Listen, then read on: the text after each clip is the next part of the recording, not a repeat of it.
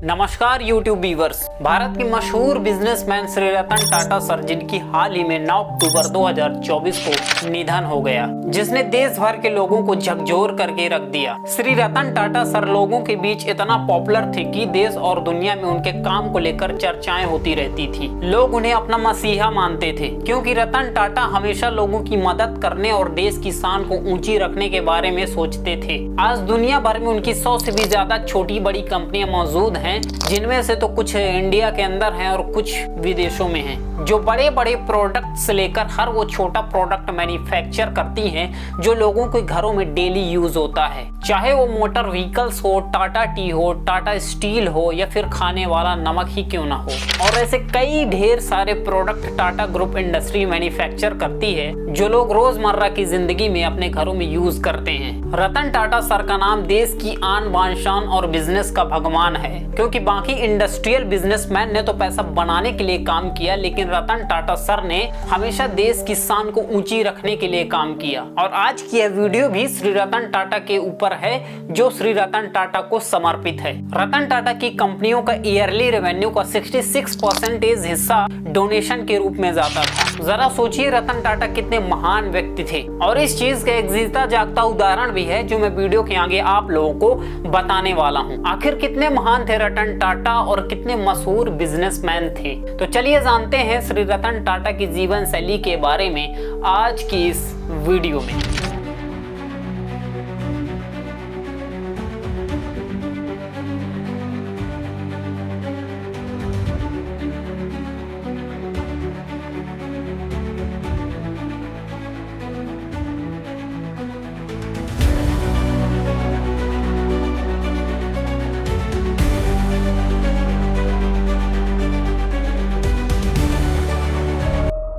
नमस्कार दोस्तों, मेरा नाम शुभम विश्वकर्मा है और आप देख रहे हैं analyse world YouTube channel. Ratan Tata का जन्म 28 दिसंबर 1937 को मुंबई के एक पारसी परिवार में हुआ था, जिनका पूरा नाम रतन नवल टाटा था। इनके पिता का नाम नवल टाटा और इनकी मां का नाम सुनू टाटा था। बताया जाता है कि जब रतन टाटा 10 साल के थे तब उनकी मां सुनू टाटा उनको छोड़कर चली गई थी। एक्चुअली इनके माता पिता के बीच किसी बात को लेकर विवाद चल रहा था, जिसके चलते इनकी मां ने इनके पिता से अलग होने का फैसला किया और तलाक दे दिया, और फिर बाद में उन्होंने दूसरी शादी कर ली। 10 साल की इस नाजुक उम्र में मां के चले जाने के कारण उनकी दादी नवाज बाई ने उनका पालन पोषण किया, उनको अच्छी से अच्छी शिक्षा प्राप्त कराई और जीवन की वो हर सीख सिखाई जो आज हर माता पिता अपने बच्चों को सिखाते हैं। बचपन से दादी के साथ रहते रहते वह दादी से खूब प्यार करने लगते हैं और दादी को ही अपना सब कुछ समझने लगते हैं। रतन टाटा जी ने अपनी हाई स्कूल की पढ़ाई मुंबई के कैंपियन स्कूल और कैथेड्रल कैनन स्कूल में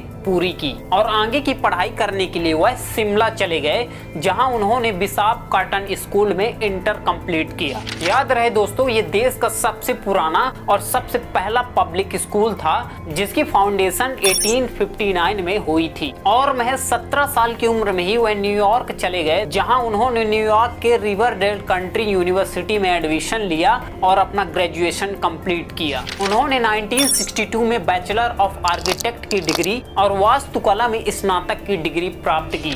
और अपनी पढ़ाई पूरी कंप्लीट हो जाने के बाद रतन टाटा जी ने 1962 में अपनी पारिवारिक कंपनी में इन्वॉल्व हो गए। अब आप लोग सोचेंगे कि ये बीच में पारिवारिक कंपनी का मसला कहां से आ गया, तो इसको अच्छे से समझने के लिए आप लोगों को 200 साल पहले पीछे जाना होगा, जिससे टाटा ग्रुप इंडस्ट्री की शुरुआत हुई थी। ये बात शुरू होती है 1800 के दशक में, जहां गुजरात के नवसारी गांव में नुसरवान जी टाटा का जन्म होता है। एक्चुअली नुसरवान जी टाटा रतन टाटा के ग्रैंडफादर के परदादा थे। नुसरवान जी टाटा बचपन से ही एक एंटरप्रेन्योर और होशियार व्यक्ति थे। वे अपने गांव के पहले ऐसे व्यक्ति थे जो बिजनेस करने की सोच रखते थे और उस समय पर जाने माने व्यक्ति एवं सफल व्यक्ति माने जाते थे उस जमाने में। 1800 की दशक में ही नुसरवान जी टाटा का विवाह 15 से 17 साल की उम्र में हो गया था। याद रहे दोस्तों, ये उस जमाने की बात है जब बाल विवाह करना एक आम बात थी। नुसरवान जी टाटा की एक पत्नी और उनका एक बेटा था, जमशेद जी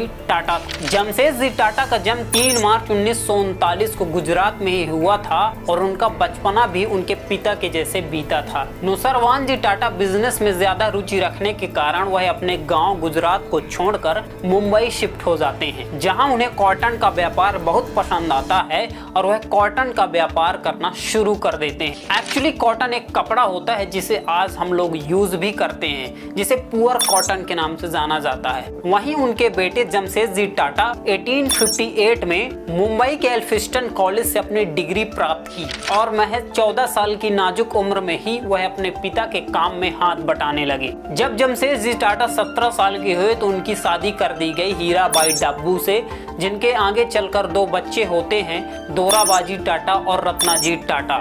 जमशेदजी टाटा अपने पिता नुसरवान जी टाटा के साथ काम करते करते वह अपने पिता से भी कहीं आगे निकल चुके थे और आगे चल के टाटा ग्रुप इंडस्ट्री के चेयरमैन भी बन गए थे। जमशेदजी टाटा महज 29 साल की उम्र में ही 1868 में सिर्फ 21,000 रुपए लेकर मुंबई के नागपुर शहर में शिफ्ट हो गए, जहां उन्होंने कॉटन के एक्सपोर्ट का बिजनेस शुरू किया, जिसकी वजह से उन्हें काफी मुनाफा भी हुआ। 1869 की बात है जब नागपुर शहर के एक चिंचपोकली में एक तेल मिल की फैक्ट्री बैंकक्रप्ट हो चुकी थी और यह बात जब जमशेदजी टाटा को पता चलती है तो वह उस फैक्ट्री को कम दामों में खरीद लेते हैं और कपास मिल में कन्वर्ट कर देते हैं, लेकिन उस फैक्ट्री को 2 सालों बाद अच्छे दामों में बेच भी देते हैं। जमशेदजी टाटा अपनी लाइफ में बहुत से ऐसे बड़े बिजनेस भी किए और बड़े बिजनेस छोड़े भी। 1873 में जमशेदजी टाटा ने एक शिपिंग कंपनी खोली, लेकिन उसमें रिस्पॉन्स न मिलने की वजह से उस कंपनी को उन्होंने छोड़ दिया। 1880 के दशक में जमशेदजी टाटा ने स्टील और मोटर इंडस्ट्री की स्थापना करी, जो आज भारत की one of the most biggest कंपनियों में से एक है। जमशेदजी टाटा अपनी 65 साल की उम्र में कई ऐसे बड़े काम किए जिसकी वजह से उनका नाम और निशान इतिहास के पन्नों में दर्ज हो गया। साथ ही जमशेदजी टाटा ने कई ख्वाब भी देख रखे थे,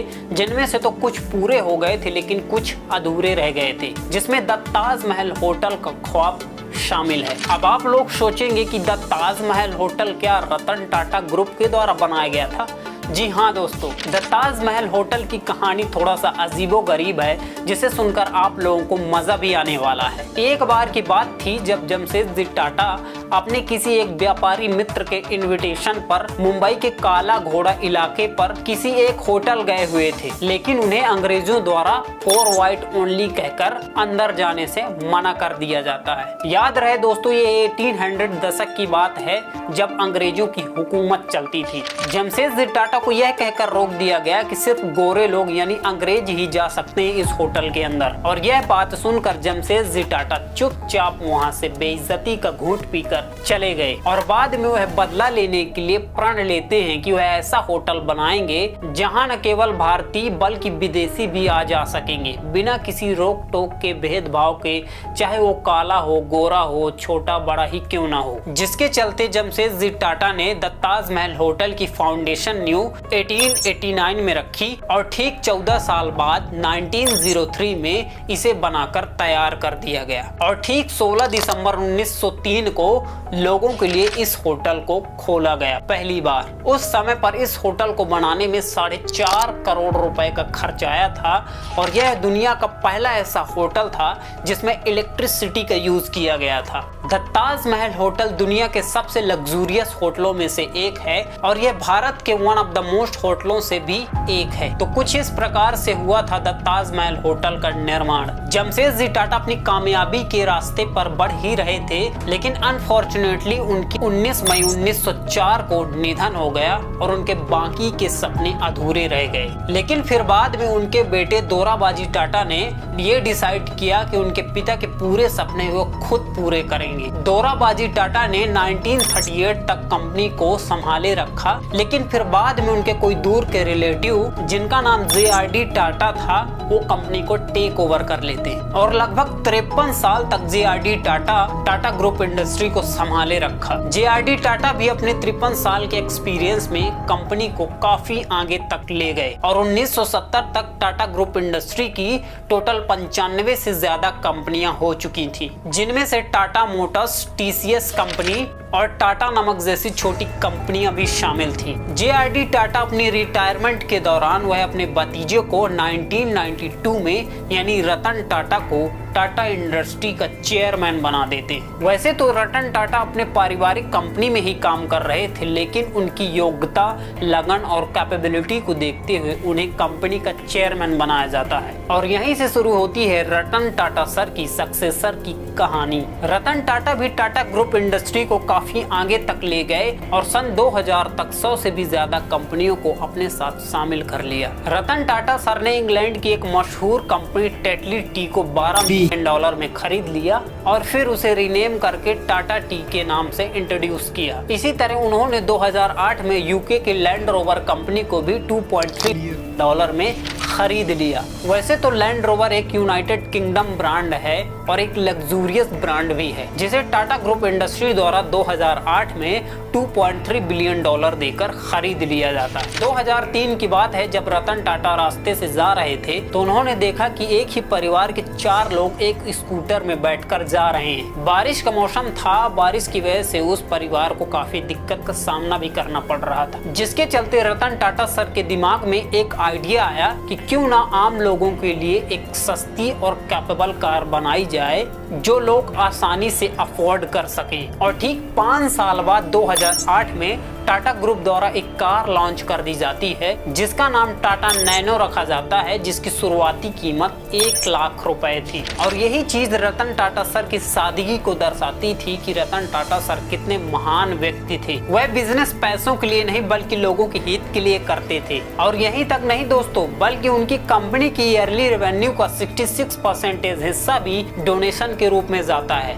जिसे आप गूगल करके सर्च भी कर सकते हैं। और इसका एक सीधा प्रमाण मेरे पास भी है। 2016 में मेरे अंकल के बच्चे का यानी मेरे बड़े भाई का एक्सीडेंट हो गया था मुंबई में, जहां टाटा ट्रस्ट की ओर से 2 लाख रुपए का डोनेशन दिया गया था। और मैं ऐसा इसलिए नहीं बोल रहा कि मेरे रिलेटिव की मदद की गई या मैं वीडियो बढ़ाने के लिए ऐसा बोल रहा हूँ, ऐसा कुछ भी नहीं दोस्तों। मैं हर उस व्यक्ति के पर्सपेक्टिव से बोल रहा हूँ जिसकी रतन टाटा द्वारा मदद की गई हो। रतन टाटा सर 75 साल की उम्र तक कंपनी के चेयरमैन रहे और उन्होंने 2012 में कंपनी से रिटायरमेंट ले लिया। रतन टाटा जी ने कभी शादी नहीं करी क्योंकि वह शादी करने से डरने लगे थे। उनकी 10 साल की नाजुक उम्र में ही उनकी मां छोड़कर चली गई थी, जिसकी वजह से उनको क्रिटिकल सिचुएशन का सामना करना पड़ा था। रतन टाटा जी ने खुद एक इंटरव्यू में बताया था कि जब वह कॉलेज टाइम में पढ़ाई कर रहे थे तो उन्हें एक लड़की से प्यार हुआ था जिससे वह शादी करना चाहते थे और शादी करने के लिए उन्होंने उसे वचन भी दिया था कि मैं शादी करूंगा तो तुम्ही से, नहीं तो शादी ही नहीं करूंगा। Ever been in love? Oh, yeah. How many times? Seriously, 4 times. Can you tell us anything about that? Well, one that was probably the most serious was when I was working in the U.S. And the only reason we didn't get married was I came back to India and she was to follow me, and that was the year of the Indo-Chinese conflict.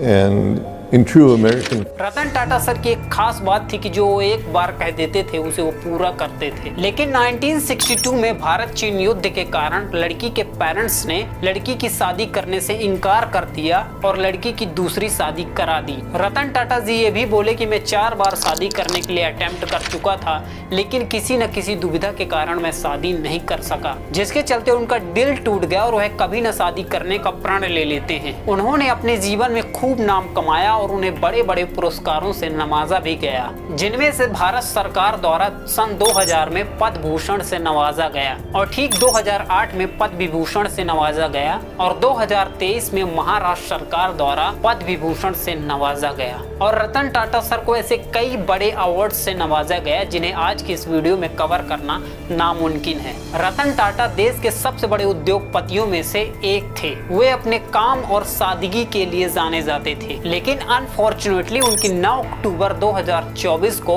Mumbai के candy bridge hospital में निधन हो गया, जिससे देश भर की आंखें नम हो गईं। बताया जाता है कि उनकी तबीयत अचानक खराब हो जाने के कारण उनको मुंबई के हॉस्पिटल में भर्ती कराया गया था, जहां उनका निधन हो गया था। रिपोर्ट के मुताबिक उनका निधन बढ़ती उम्र के कारण हो गया था। वो 86 साल के हो चुके थे, जिसके चलते उनका निधन हो गया था। और मृत्यु के बाद महाराष्ट्र सरकार और झारखंड सरकार एक दिन का शोक मौन रखती है और पूरे स्टेट में एक दिन का शोक रखा जाता है। रतन टाटा जी का अंतिम संस्कार मुंबई के वर्ली शमशान घाट में किया गया, जहां उन्हें 21 तोपों की सलामी दी गई।